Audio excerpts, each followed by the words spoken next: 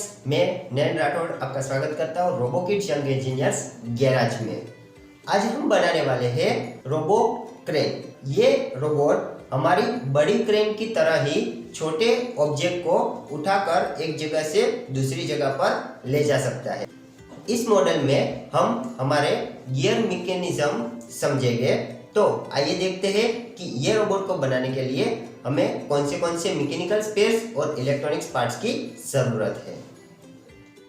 Mechanical spheres में यहाँ पर हमारे पास सबसे पहले है 2 थिक व्हील्स।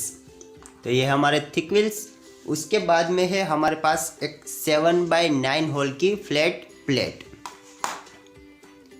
उसके बाद में है हमारे पास एक कैस्टर व्हील। तो ये हमारे कैस्टर व्हील। फिर है हमारे पास 2 9 होल की स्ट्रिप्स।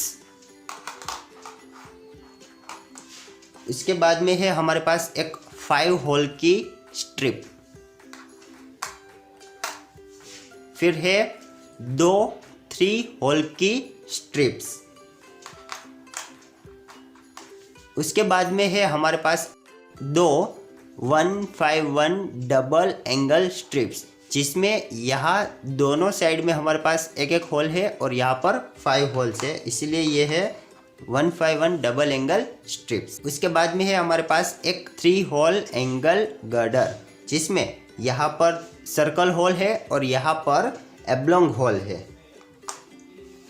उसके बाद में हमारे पास है गियर्स, जिसमें ये 2 गियर्स है हमारे स्पर गियर। तो ये स्पर गियर है। उसके बाद में हमारे पास एक छोटा गियर है जो कि है हमारा पिनियन गियर। उसके बाद में है हमारे पास 2 एक्सल, जिसकी साइज है 2.5 इंच। उसके बाद में है एक हुक। तो ये हमारा एक हुक है। फिर 2 मेटल स्पेसर, जिसमें एक मेटल स्पेसर के ऊपर है ग्रब स्क्रू। फिर हमारे मैकेनिकल स्पेस को कनेक्ट करने के लिए हमारे पास बोल्ट भी है। तो ये बोल्ट से इसकी साइज है 4 mm बाई 6.5 mm। फिर है हमारे पास नट्स, वॉशर है और उसके बाद में है हमारे पास रिटेनर्स। तो ये हमारे रिटेनर्स भी है। और ये सभी मैकेनिकल स्पेस को कनेक्ट करने के लिए हमारे पास टूल्स भी है, जिसमें यहाँ पर आपके पास 2 टूल है, जिसमें ये है एलन की, जो कि 2 टाइप की है, और ये है हमारा एक स्पैनर। तो ये हम टूल की हेल्प से हमारे मैकेनिकल स्पेस को कनेक्ट कर सकते हैं एक दूसरे के साथ। फ्रेंड्स, ये हो गए हमारे मैकेनिकल स्पेयर्स। अभी आइए देखते हैं इलेक्ट्रॉनिक्स पार्ट्स। इलेक्ट्रॉनिक पार्ट्स में हमारे पास सबसे पहले है 3 DC gear motor with casing. तो ये है हमारी डीसी गियर मोटर्स। उसके बाद में हमारे पास है एक मोटर कनेक्टर पीसीबी। तो ये है हमारी मोटर कनेक्टर पीसीबी, जिसके साथ हमें मोटर को अटैच करना है।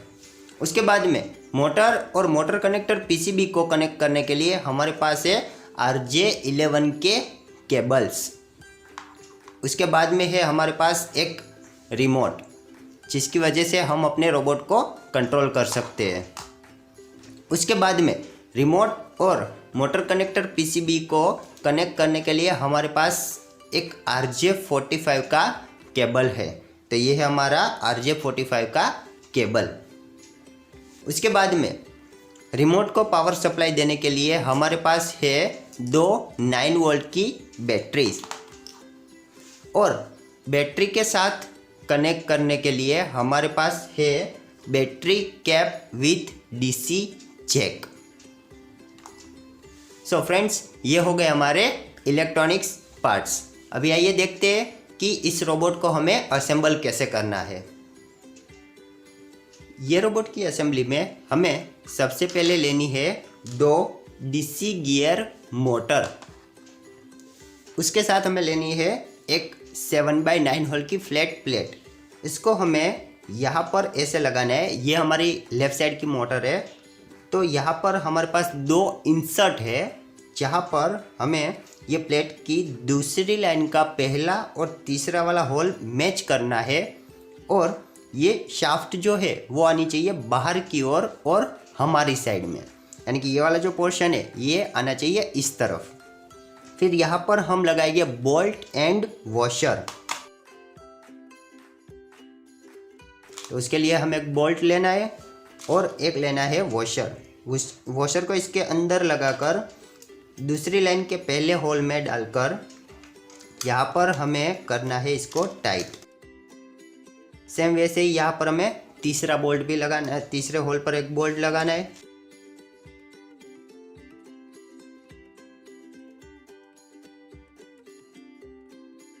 अभी हमें यहाँ पर लगानी है राइट साइड की मोटर। तो राइट साइड की मोटर भी हम सेम ऐसे ही लगाएंगे, दूसरी लाइन के पहले वाले और तीसरे वाले होल को मैच करके।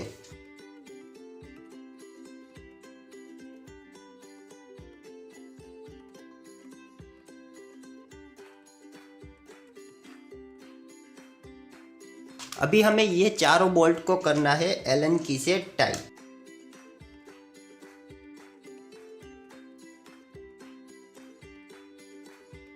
अब हम इसके साथ लगाने वाले हैं एक 5 होल की स्ट्रिप। तो 5 होल की स्ट्रिप को हमें यहाँ पर लगाना है, 3 होल को यहाँ पर मैच करना है नीचे की ओर से लास्ट वाली लाइन के सेंटर वाले होल पे। तो यहाँ पर हमें तीनों लाइन के तीनों होल को मैच करना है और पहले वाले में और तीसरे वाले में हमें बोल्ट, ऊपर से बोल्ट और नीचे की ओर से नट लगानी है।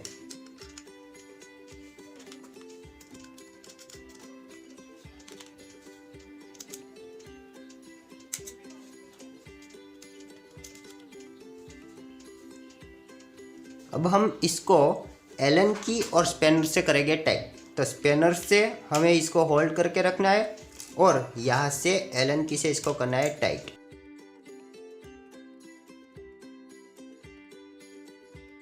नेक्स्ट अभी हमें इसके साथ लगाना है हमारा कैस्टर व्हील।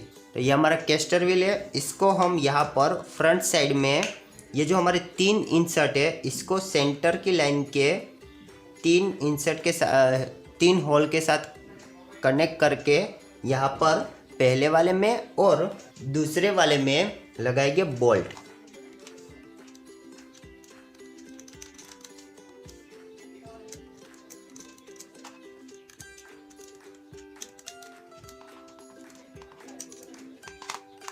नेक्स्ट हम इसके ऊपर लगाने वाले हैं 2 151 डबल एंगल स्ट्रिप्स। तो इसको हम यहाँ पर जो कैस्टर व्हील का जो पहला बोल्ट है उसके यहाँ पर और यहाँ पर दोनों और हमें ये वाली स्ट्रिप्स लगानी है और इसको हमें ऐसे लगाना है। ये वाला जो 5 होल का हिस्सा है वो आना चाहिए बाहर की ओर। ऐसे यहाँ से हमें लगाना है बोल्ट और नीचे की ओर से लगाना है यहाँ पर एक नट। फिर सेम वैसे ही इस तरफ भी हमें ऐसे ही लगाना है कि ये 5 होल का हिस्सा है जो है ये आना चाहिए बाहर की ओर।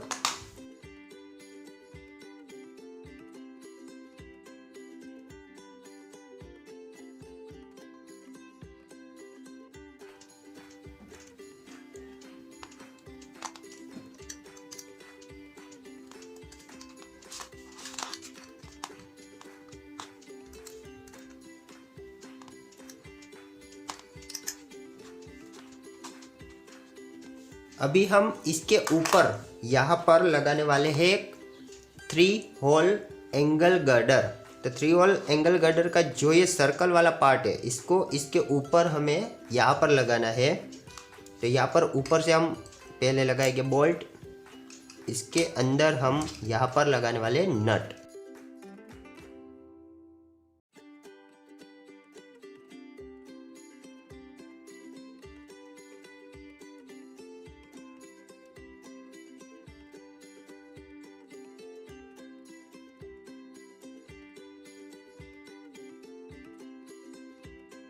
नेक्स्ट हम इसके लिए बनाने वाले अभी 2 आर्म।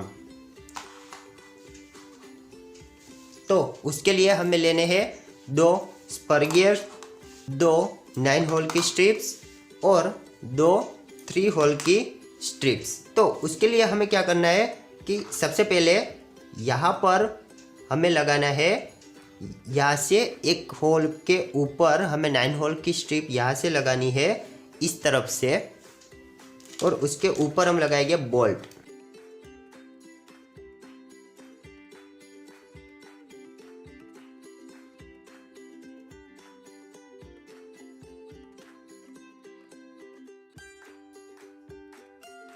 और यहाँ से लगानी है नट। अभी हमें ये वाली जो 3 होल की स्ट्रिप है इसको हमें यहाँ पर लगानी है, इसकी लेफ़्ट साइड में, और बीच में हमें एक होल खाली रखना है। तो यहाँ पर भी हम दूसरी वाली स्ट्रिप के ऊपर बोल्ट और नट लगा दें।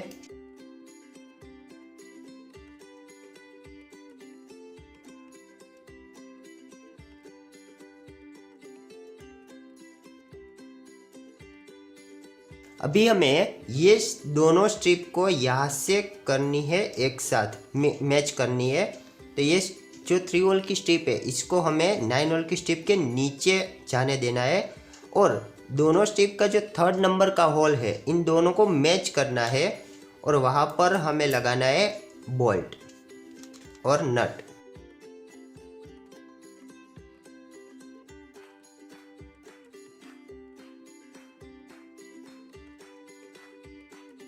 ये हमारा एक आर्म रेडी हो गया है। अभी सेम वैसे ही हमें दूसरा वाला आर्म भी बनाना है, लेकिन उसके लिए हमें क्या करना होगा कि ये जो 3 होल की स्ट्रिप है इसमें लेफ्ट साइड में 3 होल की स्ट्रिप है, और ये वाला जो आर्म बनाएंगे उसमें ये वाली जो स्ट्रिप है 3 होल की ये आनी चाहिए राइट साइड में, और ये वाली स्ट्रिप आनी चाहिए लेफ्ट साइड में।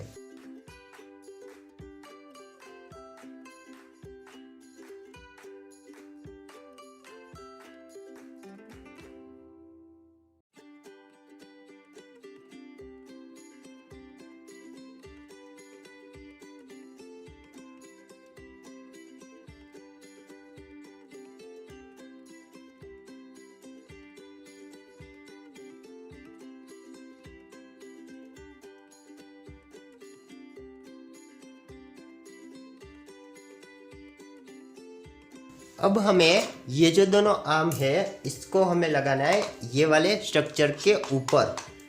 तो इसके ऊपर लगाने के लिए हमें क्या करना होगा कि एक एक्सल लेनी है, और इसको यहाँ से हमें सेंटर वाला जो होल है वहाँ पर डालनी है यहाँ से। फिर उसके ऊपर हमें लगाना है एक रिटेनर, अंदर से यहाँ पर ऐसे लगाना है हमें।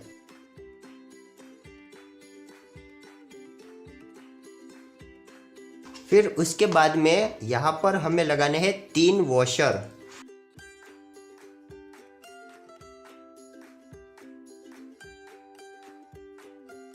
फिर हमें यहाँ पर लगाना होगा ये वाला आर्म, जिसमें हमारे पास है ये जो 3 होल की स्ट्रिप है वो लेफ्ट साइड में है, वो वाला ऐसे लगाना है जैसे कि ये वाला जो हिस्सा है ये इस तरफ आए।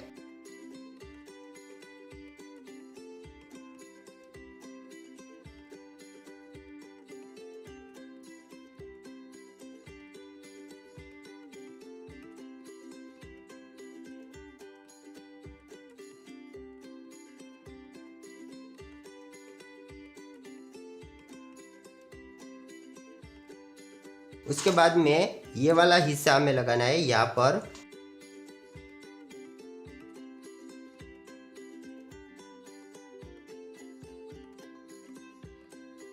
तो ऐसे लगाना है हमें दोनों। फिर यहाँ से हमें 3 वॉशर लगाने हैं। 3 वॉशर को हमें यहाँ से एक्सल में लगाने हैं और उसको सामने के होल के अंदर पास करना है हमें। फिर ये दोनों जो आर्म है उन दोनों को एक साथ में रख के इसको हमें ये दोनों बोल्ट को करना है टाइट।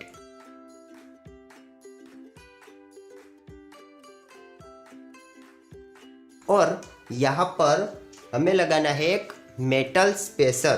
तो मेटल स्पेसर को ये वाली स्ट्रिप पे 4 होल छोड़ के पांचवें होल पे हमें यहाँ पर बीच में लगाना है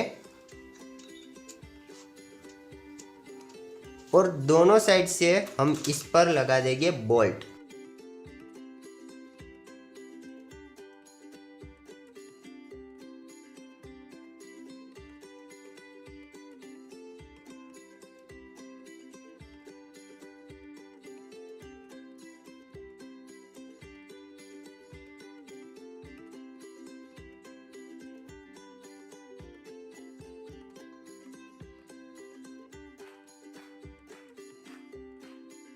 नेक्स्ट हम यहाँ पर लगाने वाले हैं हमारा हुक। तो हुक को लगाने के लिए हमें लेनी पड़ेगी एक एक्सल, उसके साथ में रिटेनर्स। तो यहाँ से हम पहले लगाएंगे पहले वाले होल में, यहाँ से एक्सल, फिर यहाँ पर बीच में हम इसके साथ लगा रहे हैं रिटेनर, फिर यहाँ पर हमें लगाना है हमारा हुक।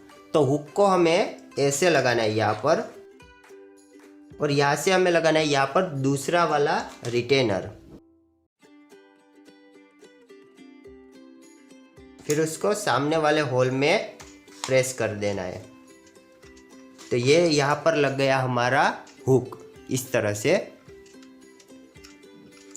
अभी यहाँ पर हम लगाने वाले हमारी तीसरी मोटर। तो तीसरी मोटर लगाने से पहले हम हमारे दोनों थिक व्हील्स लगा देते हैं। तो ये हमारे दोनों थिक व्हील्स है। थिक व्हील्स को लगाने के लिए आपको यहाँ पर इसकी शाफ्ट और इसकी कैविटी को मैच करना होगा, क्योंकि इसकी शाफ्ट जो है ये आधी फ्लैट है और आधी राउंड शेप में है। इसलिए सबसे पहले हमें कैविटी को मैच करना है, उसके बाद में इसको हल्का सा प्रेस करना है। सेम वैसे ही दूसरी वाली मोटर के लिए व्हील शाफ्ट को मैच करना है और हल्का सा प्रेस करना है। अब हम इसके साथ लगाते हैं हमारी तीसरी मोटर। तो तीसरी मोटर को हमें लगाना है यहाँ पर ऐसे, जो तीसरी लाइन का दूसरा और तीसरा होल है वहाँ पर हमें ऐसे लगाना है। तो उसके लिए हमें दूसरे वाले होल पे नीचे से लगाना है एक बोल्ट, और ऊपर हमें लगाने हैं 2 वॉशर। और ये जो शाफ्ट है हमारी ये आनी चाहिए ऊपर की साइड।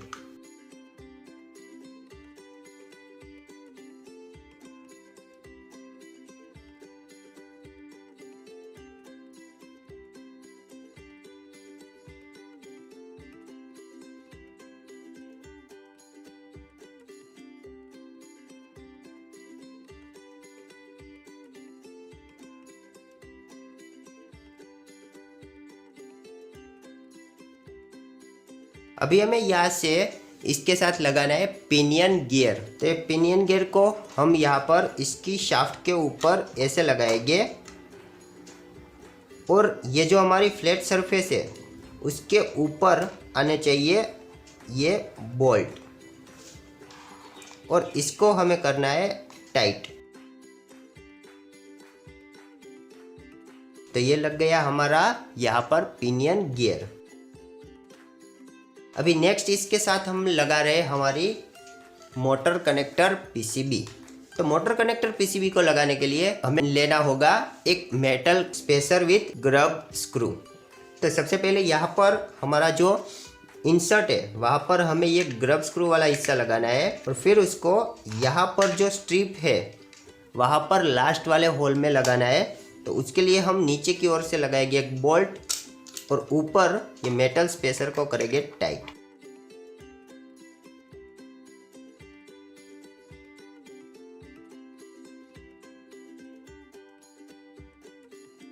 और हमें ये ध्यान रखना होगा कि ये वाला जो कनेक्टर है RJ45 का, ये आना चाहिए बैक साइड में, और ये जो 4 कनेक्टर है ये आने चाहिए आगे की ओर फ्रंट साइड में। अभी हम हमारी मोटर्स को अपनी मोटर कनेक्टर पीसीबी के साथ कनेक्ट करने वाले हैं। तो इसके लिए हमें लेने पड़ेंगे 3 RJ11 के केबल्स।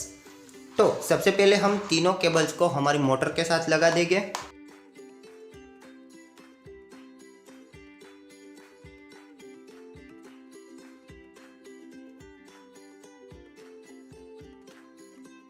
उसके बाद में हमें सबसे पहले लेफ्ट वाली जो मोटर है इसको कनेक्ट करना है यहाँ पर मोटर नंबर 1 के कनेक्टर के ऊपर।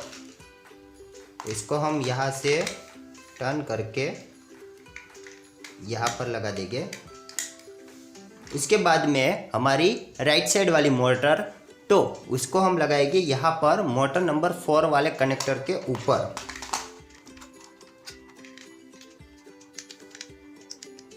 फिर हमारी ये जो तीसरी मोटर है इसको हम लगाएंगे यहाँ पर मोटर नंबर 3 के कनेक्टर के ऊपर। तो अभी यहाँ पर हमारी तीनों मोटर हमारी मोटर कनेक्टर पीसीबी के साथ लग गई है। अब हम इसके साथ लगाने वाले हैं हमारा रिमोट। तो रिमोट और मोटर कनेक्टर पीसीबी को लगाने के लिए हमें लेना पड़ेगा एक RJ45 का केबल। तो ये हमारा RJ45 का केबल है। ये एक कनेक्टर हम लगाएंगे यहाँ पर हमारे रिमोट के ये वाले कनेक्टर के ऊपर। उसके बाद में ये जो दूसरा कनेक्टर है इसको हम लगाएंगे यहाँ पर जो मोटर कनेक्टर पीसीबी के बैक साइड में कनेक्टर है वहाँ पर। यहाँ पर अभी हमारा रिमोट भी लग चुका है। सो फ्रेंड्स, ये हो गई हमारी क्रेन रेडी। अभी आइए देखते हैं इसका वर्किंग कि ये काम कैसे करती है। अभी यहाँ पर हमने सबसे पहले हमारी ये जो 9 वोल्ट की बैटरी है इसको पैरेलली कनेक्ट किया हुआ है और उसके साथ हमने लगाया हुआ है डीसी जैक। तो ये डीसी जैक को हमें यहाँ पर रिमोट के फीमेल डीसी जैक के साथ कनेक्ट करना है और उसके बाद में ये जो पावर स्विच है इसको करना है हमें ऑन। इसको हम जैसे ही ऑन करेंगे तो यहाँ की जो ग्रीन एलईडी है ये हो जाएगी ऑन। इसका मतलब ये है कि अभी वोल्टेज हमारे रिमोट के अंदर आ रहा है। उसके बाद में ये जो 8 स्विच है इससे हम हमारे रोबोट को कंट्रोल करेंगे। जैसे कि अगर ये 4 स्विच को हम प्रेस करेंगे तो उसके हिसाब से हमारा जो रोबोट है वो फॉरवर्ड, बैकवर्ड, लेफ्ट और राइट में जाएगा। और ये जो 2 स्विच है इससे हम कोई भी चीज़ को होल्ड करके ऊपर नीचे कर सकते हैं। जैसे कि अगर हम ये दोनों स्विच प्रेस कर रहे हैं तो हमारा रोबोट जा रहा है फॉरवर्ड, वैसे ही सेम ये दोनों स्विच तो बैकवर्ड, कोई भी एक स्विच तो हमारा रोबोट लेगा टर्न यानी कि लेफ्ट और फिर इससे राइट। और ये दोनों स्विच से हम ये आर्म को ऊपर नीचे कर सकते हैं। अभी आप इसको ऐसे देखोगे तो अच्छे से समझ में आ जाएगा आपको।